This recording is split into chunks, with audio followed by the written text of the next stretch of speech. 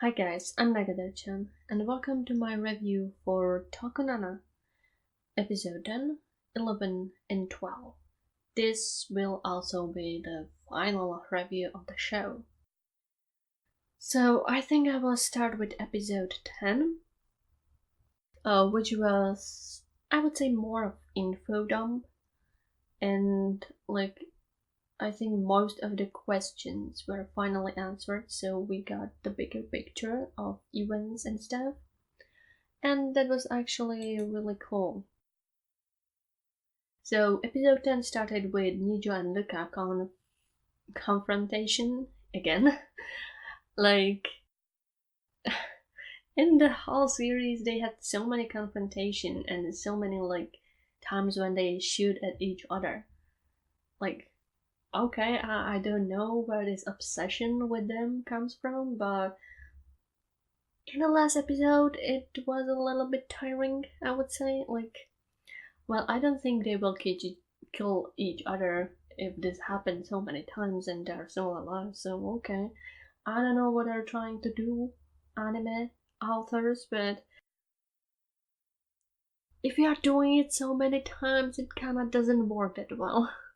So, yeah, they Ninja and Luca brainwashed, confronting each other, happened in 10th episode, I think in 11 and in 12 too. Maybe not in 12 episode, but it definitely happened in some previous episodes, so I really didn't like it that much because it happened so many times. Also, I really loved the voice actor of Nijo again. I finally found his name, which is Tatsuhisa Suzuki. And actually, he actually does a lot of main characters in very well-known shows, but I didn't watch them, so I don't know his voice that much. But after this, I definitely need check some anime he's doing main voice, because I really like his voice acting. He's really good. So Nijo was trying to make Luca remember who is he, but at this point still Luca kind of wasn't much for that. They were shooting at each other. Good lord that Nijo was wearing vest because he didn't got hurt much. Well, only the impact hurt him a little bit. But yeah, Nijo is really getting after Luca so many times that I'm like, dude, if this would be more real anime, you would be already dead. Yeah, like I said, they're doing it too much. They're overdoing this stuff with Luca and Nijo, so calm down, people. But I think this animation studio completely new or one of the newest, and Tokunana is one of their few shows. I need to check them out. So the main event of this episode was Case of a Warlock, and it had a lot of attention from media and such, and Special 7 was kinda attending and making sure everything will go as smooth as possible. But of course that will happen, right? So what I was absolutely surprised about is that we knew there is a warlock in a prison and there is a warlock running around, so it definitely gets explained in this episode why there were two warlocks. And it kinda when it got back to Warlock, he was in some room. I think he was in and near the courtroom. He was very nicely dressed, and I was like, oh, wait a minute, what is he doing here? And he proclaimed himself a lawyer of the Warlock in the case, which is going on. And he was like, I'm going to prove his innocence. And the policeman was like, are you sure, dude? Prove innocence of Warlock, the guy who is known for that huge attack in our port 9 years ago. Are you sure? Are you for serious? Yeah, he didn't believe him, but it didn't matter because he got shot in the head, so why would they even care? But it was really funny how he looked. He only like changed a little bit his haircut, got the glasses, and changed his suit. He kind of looked like some distant relative of Edgeworth, Miles Edgeworth. Oh my god, the name from Ace Attorney. Yeah, he rocked that color similarly. So okay, nobody kind of picked it that he looks so similar to Warlock, but okay.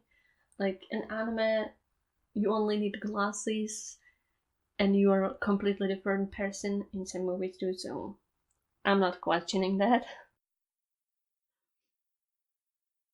So he went to that place. Meanwhile, Ichinase and Seiji went there too because they were kind of going there to kind of watch it, the process. Ichinase actually talked to Seiji. He doesn't want to watch it, which I guess he wanted. And then like actual Warlock came in, and I love it because he's such a showman. I really loved his introduction. Just came in and I'm going to proclaim him innocent and such. I was laughing. I really like his character. He's one bit terrifying, one bit kind of funny, and one bit kind of showman, which is like good for a villain. It's kind of interesting. Then he killed the jury, or how is it called in English? Well, he just called him by finger pistol. Okay, that was out of nowhere, but that was kind of cool. Then he started to shoot other people, but Seiji kind of ran in a way and saved someone. And then like Warlock and Seiji had standoff, even though it was more of a Warlock talking to Seiji about all of this stuff. So he really enjoyed messing with Seiji. He told him about Luca, which was very surprising for Seiji. And like I said, enjoyed messing with him. So he told him if you wouldn't survive at the time, none of this would happen, and he would still be alive, and he wouldn't be under me. Because we learned what actually happened 9 years ago with Seiji, and it was that Warlock was doing sacrifices. That's, I guess, why he needed a kid. And like the magic and circles, pentagrams, whatever, this kind of stuff. And Luca kinda intercepted that, and Seiji accidentally got shot, and he almost died back then. And he went in some weird limbo world or whatever, where like it was very nice place, and the voice told him like, stay here, if you come back you will die and you can have everything here and blah blah blah. And Seiji was like, no, I want to go back because I want to say thank you to the guy who came to save me. Seiji is such a precious boy. He's like, yeah, I'm going to die, but at least I want to say thank you to the guy who like risked his life for me. But because of this weird interception, whatever, all of the powers from sacrificing, which should get to Warlock, got into Seiji. So that's why he has dragon powers now. So also that's why Warlock was very angry about it. Like, you stole my powers, and everything is like for dragons only, and I'm dragon, and all the world is mine. He's very megalomaniac. Yeah, he just wants a whole world for himself and his powers and be the strongest and want people to kind of worship him. Yeah. So that happened, and because of that, he told to Seiji that, like, if he wouldn't be there, nothing would happen with Luca and something, because Luca was such a nice policeman, nice guy, and he inspired Seiji to be policeman, but Warlock brainwashed him and he became his accomplice, so it was very crazy, and he really enjoyed that, and Seiji really took it to the heart. because he took it very personally. Well, I mean, it kind of was his fault, but now it wasn't actually true, because we know if that wouldn't happen, if he wouldn't take powers, dragon powers, which they would originally would be Warlock, so he would be more stronger now, and he probably would kill everybody at that place. But because of Warlock's great manipulative prose, so he was kind of depressed because of that. But at least Ichinose went in, so he took him out. But Warlock was like, I don't care, they can run away, it doesn't help them at all. So that was ominous, because we also learned that something bad was happening with the Special 7. Boss like called everyone that they should probably not come to their office and hide somewhere. So that's also what I think Bellamere called to Ichinose and Seiji. They should probably go for some Vietnamese food, so they all of them like met at one place. And all of them got explanation from boss, from the robot boss, that dragons need humans to worship them, which makes them stronger, and without them they are not powerful. Like, if humans are scared of them, respect them, just things about them, they get stronger and stronger. So it's kind of like with gods. I don't know, I definitely hear something similar about gods, but I don't know where. I just can't remember where it was, but it was similar. Like, if you believe in them, they will exist, they will have power, and they will be strong. So he kinda told them this, which is very important, but the reverse is also the possibility. And because of that, Seiji is like their key to fight Warlock. So it would be all of them fighting Warlock and Seiji, because he has dragon powers, which should originally be part of Warlock's. So that was very interesting. Also, Nijo, because of his meeting with Luca, resigned from job. I guess because he wanted to take a revenge or kill Luca, or he determined something. So he was like, I don't feel like I should be part of this, because he kept reminding of what Seiji said, that I don't want to kill the guy, like the Bomberman, because that's not what that policeman who saved me would wish. I want to be policeman, he would like.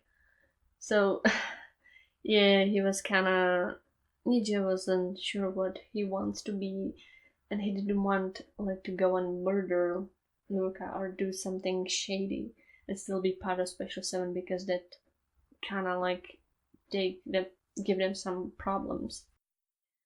So, like I said, this was a very informational episode. I give it 7 out of 10. Oh yeah, again, at the end was again Nijo and Luca shooting at each other. Like, come on. And yeah, Seiji was taking the stuff what Warlock said really personally, and he even cried because he felt so bad for Luca. What he kinda did to him, but we know was not true. And yeah, this episode felt a little bit slower, a lot of info, but Nijo's voice acting and Warlock were a big plus of this episode. I really loved them. I really loved like Warlock. He's such a showman, and he really enjoys doing what he's doing. I mean, yeah, balance, you know. So we finally got to know everything important, almost everything important. So then came the 11th episode, which again started with Nijo and Luca brainwashed. There was a little bit of gunfu scene, which I really love gunfu in anime, in movies, whatever I just enjoyed. It's so, it's such a nonsense, but it looks cool. So yeah, I just enjoyed, even though this was just a very, very short, a little bit, but I enjoyed. Luca wanted to brainwash Luca, wanted Niji to kill him because at the end of previous episode, I kind of forgot that, Warlock was like, well, you did what you were supposed to do, because he also destroyed some seals, all of the seals they needed for something. So it's like, yeah, your job is done, you're free, do whatever you want to do. So Luca Brainwash was just roaming around, I guess, not knowing what he's supposed to do because he was brainwashed and his only purpose was to serve Warlock. So what I'm going to do now. And Nijo followed him again. And he seemed to be determined to kill him. But again, gunshots, and like we didn't see the conclusion. Like I said, they are doing it so many times that it's not funny. Seriously, stop it.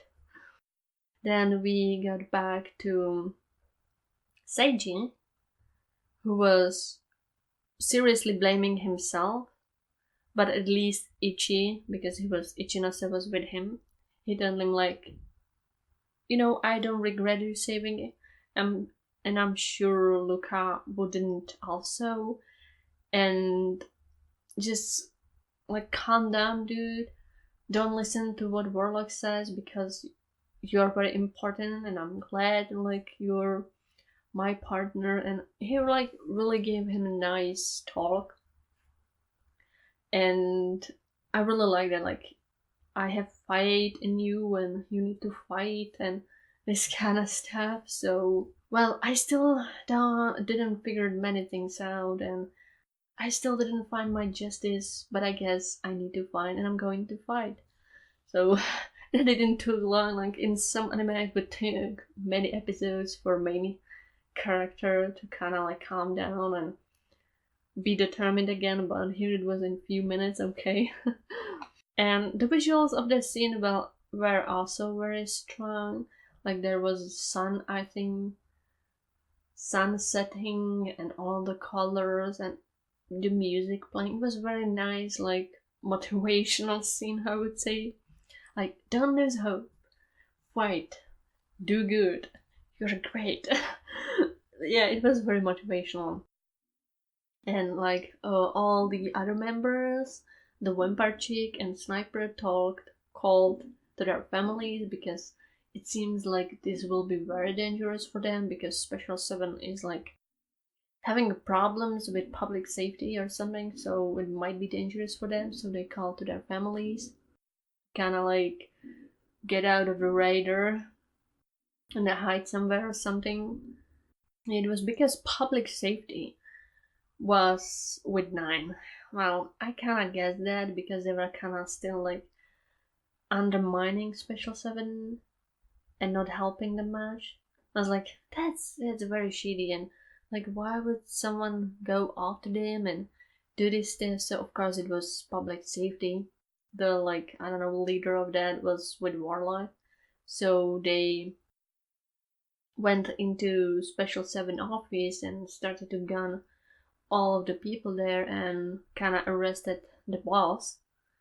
So he still talked with his people while being at the gunpoint, and he like told them everything important, like that he's a dragon and what are their weaknesses, and like he didn't tell them. Okay, I mean there were some like theories about him being dragon, so kind of makes sense because he knew so many about it. I'm not kind of surprised, even he looked a little bit shady. And meanwhile Villamere decrypted some informations, and there was some map of Tokyo with some places and dragon, and there was, I guess, where was the place of the final seal, and where all of the, not the final seal, where is the like the middle of the pentagram, and like I guess where some magic would be happening to Kana for Warlock to get more power, and that's why he needed also the boss, the dragon there. So Warlock and boss had some talk about dragons, and I really liked it, like, because they were kind of like trying to persuade each other, but their beliefs were complete opposites. So I'm like, guys, I don't think this will work, because boss is I mean, at least from what Warlock said, the oldest dragon, or the first head of a 9-headed dragon. Don't know what does that mean, but okay. So he's very, very old, and he should be very, very strong, but boss is kinda like, he doesn't need dragon powers to live, and he doesn't care about it, and he believes in humans. So he was like, we don't need to rule the world, and humans figured how to live without us, and I don't care about it. And Warlock was all about like, we are the superior creatures, and we should rule the world, and we should use the humans and their worship to be stronger, and this whole world is just ours and such. So I was like, okay guys, you might be trying, but I don't think you will be able to get to other person, because their views on things are completely different. So but it was still like very interesting talk they had. Also, 9-headed dragon. I was thinking about that. Why 9-headed? Because in my country we have a lot of fairy tales, and of course there are dragons too. And there are like fairy tales with 9-headed dragons and 7-headed dragons. 7-headed dragons. And these kind of dragons are usually stronger and powerful. Usually, like, you need some kind of nifty trick to kill them, because it's impossible without it. Either because they're too strong and has strong magic, or their heads would just grow back, kind of like Hydra. So yeah, I mean, I don't know if headed more than one-headed dragons are more of a Hydras than dragons, but okay. It's also the Orochi in Japanese, right? It's kind of like Hydra creature, because he has 9 or 7 heads. I actually don't remember it exactly, but very strong and powerful creatures, which I think you just can't cut its heads, because they will grow up again. So this kind of Hydra thing about kind of dragon-like creature which has many heads, and you just can't cut them because they will grow up, is very prevalent in a lot of places. Interesting. I guess they're pointing at that. But at least Buzz, even though he said he's not using his dragon powers and he's more of a human now than dragon, he was still like not going without a fight, so they kinda fought with each other. Because he still has dragon powers, which was funny because I think Warlock didn't thought that he will still have dragon powers, because how much human he is now. Basically he's human, because he doesn't have like many dragon stuff. I don't know, he can summon dragon, or kinda materialize dragon, I guess, or turn into dragon. He just has the strength of it. So they fought with each other, and while that he was still communicating with his team, and told them he's a dragon. So the team made preparations and they were ready to go to save him. Meanwhile, Nijo was trying to make Luca brainwash, remember? So they were shooting at each other again. I think he shot him, but it didn't do anything. Even the previous episodes, like the Bomberman was trying to shot Luca, but like it didn't do anything. Can somebody please tell me what the hell Luca is? I don't think they said it anywhere. Like, yeah, he just has a freaking hard skin or whatever. Okay, I don't know what you are, but you are not human, apparently. Okay. So, like, they had this talk, and he was trying to make him remember, and actually, Luca remembered and was kind of breaking because of that, because he kind of remembered, yeah, I was a great policeman, but I kind of tried to help people I cared about and ended up being very powerful ally for Warlock, so I guess I fucked it up. Yeah, that was kind of sad. I mean, it's very harsh when you kind of are not yourself and do horrible stuff to wake up finally and you realize what horrible stuff you did.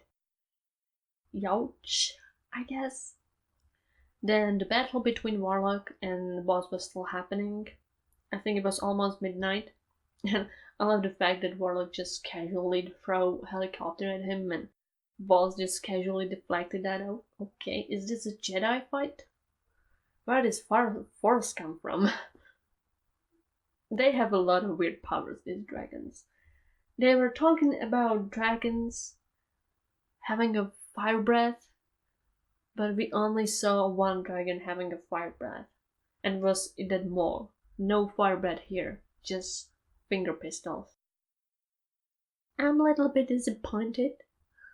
But okay, their powers were still kinda cool looking.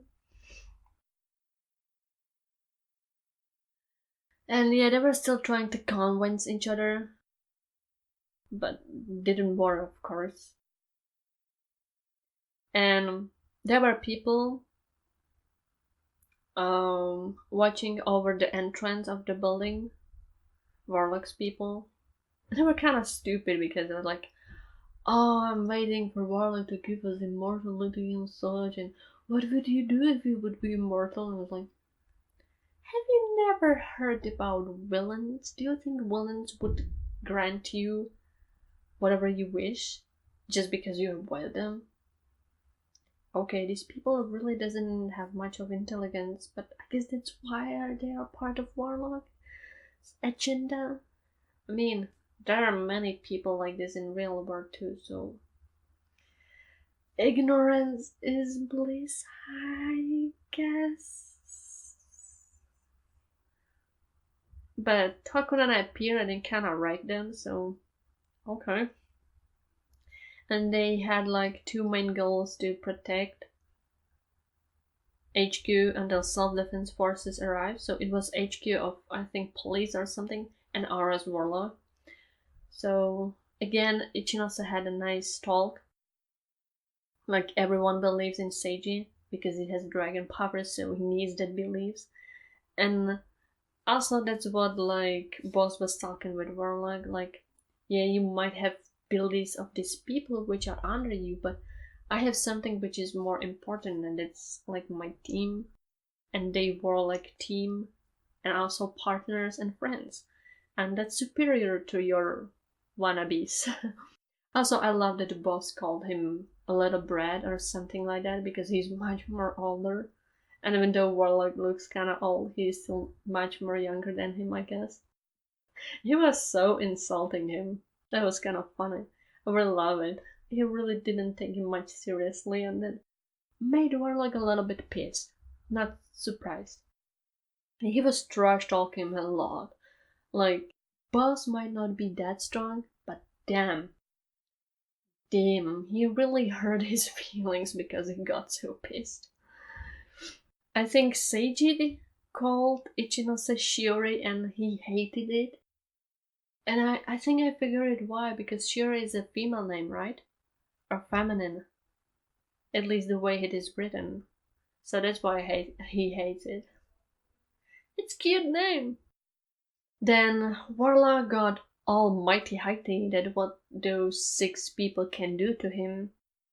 But like again, Boss talked him down that he has their trust, and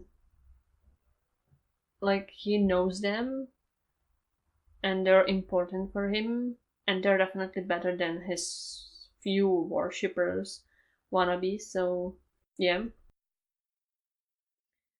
And Warlock got really pissed, so he took Boss by the neck and was like, I'm going to like rip your head off. And again, Seiji came for the save. He really knows how to have entrances, because usually save someone, so that's good. Good point. He just jumped over and just went down and punched Warlock really hard in the face. He just flew away, so like, oh, okay. That was cool. Also in previous scenes, when they were like getting into this building, he punched a rocket from rocket launcher. His powers are amazing.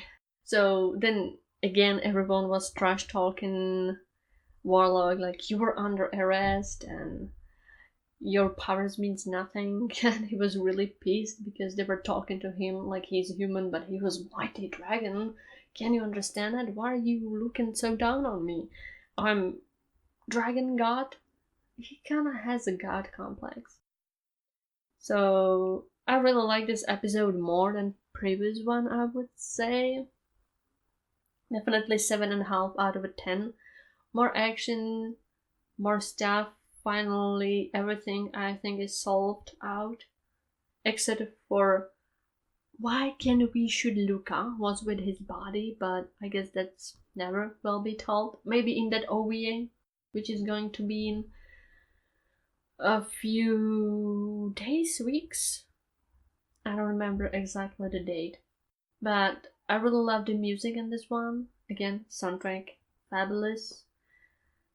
I really like this episode more than previous one, but I don't know, I felt like the last ending episodes were a little bit more, maybe because they like spitted all the mysteries and unveiled them.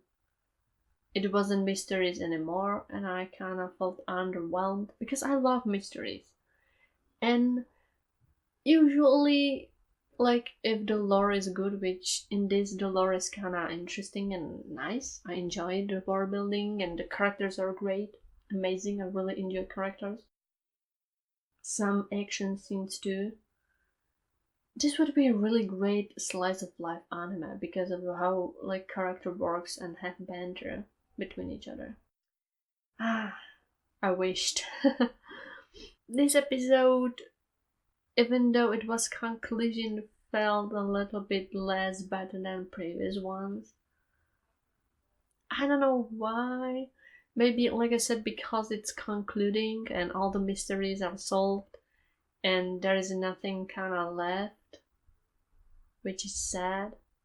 But I still enjoy that. So, episode 12. Seiji was very determined to fight.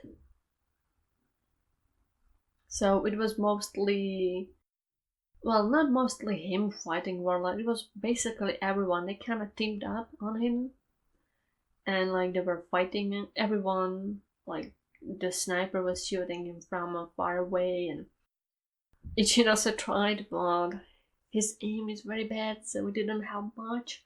He should stick with his area, which is definitely not shooting. And Seiji was trying to punch him again, and Boss was trash talking him, and Bellamere helped with her drones, and when Parchik was slicing the dragon, he kinda, I don't know, materialized or whatever it was. So that was kinda interesting. Nijo finally called to Ichinose. He and Luke, I guess, had a plan how to took Warlock. Or probably just to take him to more like better place when they can do what they wanted to do. In some park below, so Ichi just told everyone to get him there, especially Seiji. And just love what Seiji did. He just ran and Warlock took him and just jumped down from the building. I mean, they are kind of immortal, so why should they care about it? But right before they jump down, Bellamere kind of like helped with Drance to evacuate the whole area and made all traffic lights to just be red so nobody would go there. It was funny. And also she helped Ichinose and Vampire Chick to get down. She kind of hooked them to her drones. But it was hilarious because the weight was just right amount of weight they both had for each drone, so they were almost falling, then floating down, so it was kind of crazy. I would definitely shit my pants. That looked very scary. What I really liked that Seiji finally was very determined and he stood his ground about his beliefs against Warlock. He was like, I still don't know many stuff and I'm rookie, but I know the things you do are bad and this is not my justice and I will kinda defeat you by what I think is my justice because you're an evil person and such, I guess. Ichi came on the scene saying that Warlock doesn't control anything, which got him really pissed because he wants to control everything. And he's like, what the hell do you mean? I control everything, and it was just formerly brainwashed Luca coming in, shooting at him. And Ichinose proving his point like, well, you can't even control this guy who was under your control, but you can't anymore. So that was kind of funny. And I kind of like how they defeated Warlock. Basically, they mentally broke him, which is cool. Like, yeah, they destroyed that immaterialized dragon together, but the main thing which kinda helped them to win against him was a mental breakdown they gave him. Especially Ichinose like saying, you are big and well, maybe powerful, but look at you, you're afraid and jealous of humans. You're just tiny. I was like, oh damn, that's kinda a big diss. I mean, this guy who thinks dragons are almighty, basically gods, and you're telling him that he's afraid of humans. He did kind of, well, not despise, but he thinks of them kind of lowly, and he's jealous of them, and he kind of doesn't understand them. Wow, that kind of hurt. I started to feel sorry for Warlock because of how completely they broke him. It was, yeah, I really felt sorry because Warlock was trying to like get power over Luca again. Like, you are under me, fight for me. And I was like, no, why? I remember who I am. I'm not going to work like under you again. Because, yeah, like Warlock only got people to work under him because of fear or the power he has. But it was never because of what kind of person he is. And like these people are working together because they like each other. They're friends, partners, but friends also. And it's completely different from what Warlock knows, so yeah, power of friendship and teamwork, I guess. Kinda. Yeah, but I like it how they defeated him.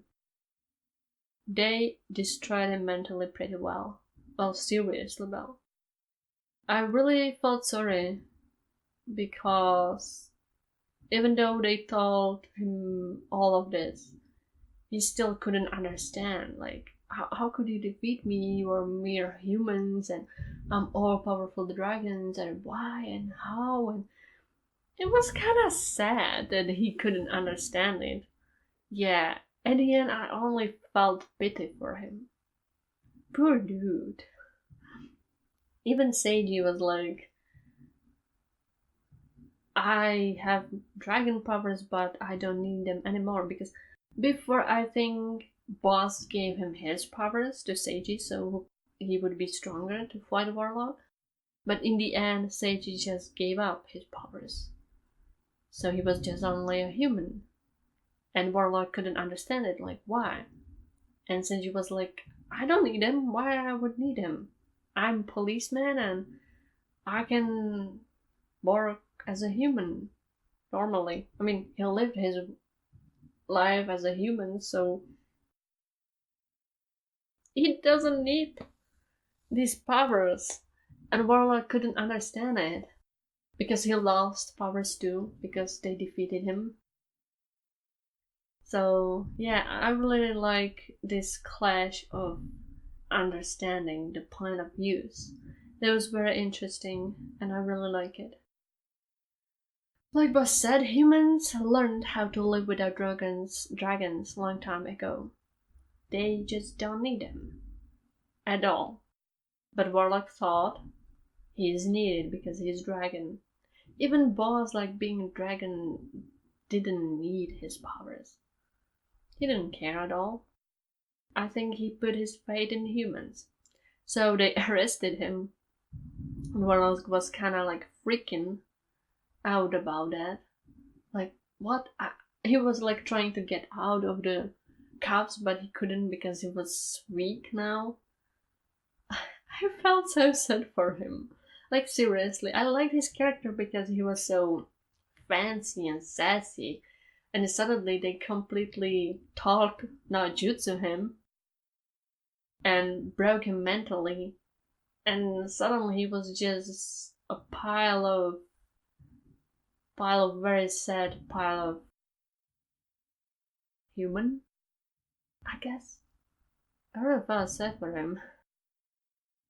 He even was like, just kill me, I don't want to live like this, or something like that.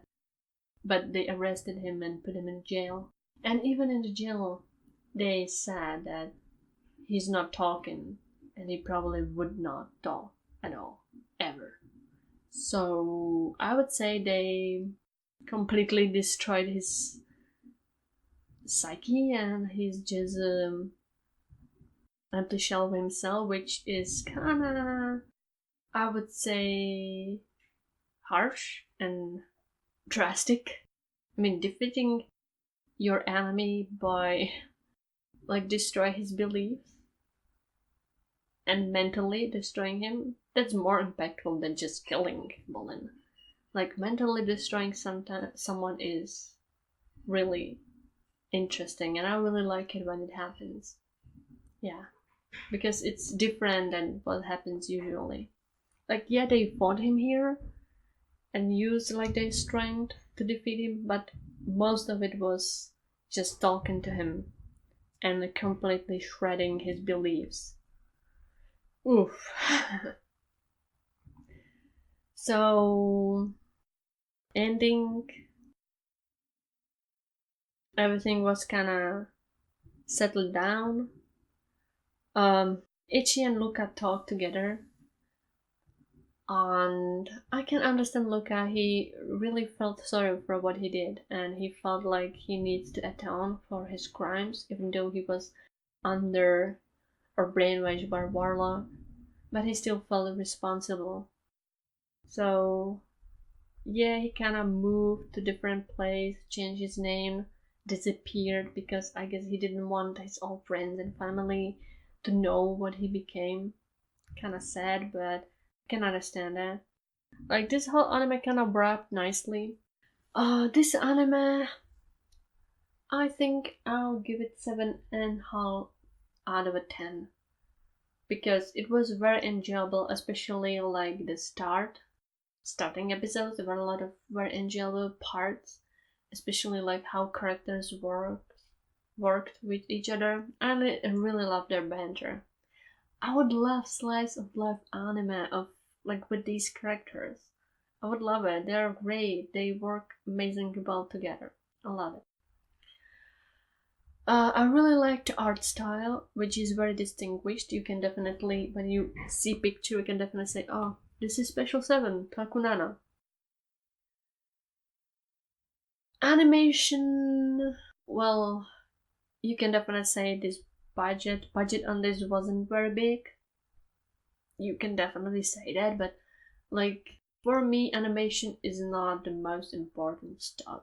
I can survive anime which is 50 years old and animation is not the greatest.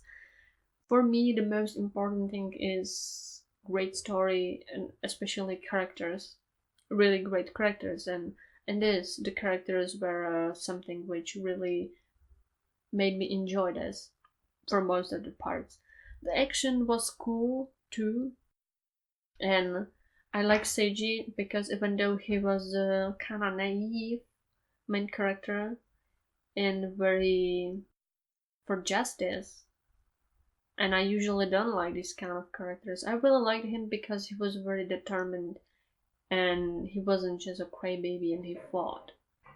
He could stand for himself and find a result. So I really liked him, even though he was such a nice, too good protagonist. Yeah, I usually don't like this, but I really like Seiji. Maybe I'm getting too old, I guess. What was really good in this series was also soundtrack, which like really helped a lot of scenes to be more impactful. Like whoever did the soundtrack for this series, for this show, great amazing job, and I really need to find who it was. Wait a minute, I'm going to find it right now. Who was the music director? Sound director was Ebina Yasunori. I don't know if I ever heard of him. What he did, what shows I know, some known shows, but not the one I watched. Naruto. Okay. Naruto and Naruto Shippuden. Okay, that makes sense. Naruto and Naruto Shippuden has a really great soundtrack. I definitely need to like watch more of the anime he was working with, like with soundtrack and music. Okay, sound director son, you're really good. Also, the theme song performance, Alt Codex opening, I think was really great. I really like it. So, huge prompts to them too. Yasunari Ebina and Alt Codex, really great work. Character design, Ijima Hiroya, I really liked character design, so yeah, thank you too, I guess. The music, Takahashi Ryo also. And he did for Aka, I really love soundtrack there too. I didn't do much stuff. But Takahashi Ryo for Aka makes sense. That was also a very chill anime. So thanks for making soundtrack for Tokunana because it was amazing. So also props to you. Like music direction and soundtrack in this is amazing. I really like it. Animation studio is Anime & Co. Oh, so it's their first work. Actually, for their first work is really good and also original. So I hope Anime & Co. would do more. They definitely have potential. And I would say Tokunana is very chill anime. And sometimes it doesn't take itself too seriously. But if you just want some pleasant, mostly chill experience, and you don't want to think so hard that that your brain would explode, but you still like crime and cop and this kind of stuff, this anime is definitely for you, and it has great characters, great soundtrack. I think you would enjoy it. This show definitely has some, stuff here and there which is not perfect, but it's still very enjoyable and I still really like it. So I think that's all for Tokunana, and I can't wait for OVA. Goodbye and see you next time.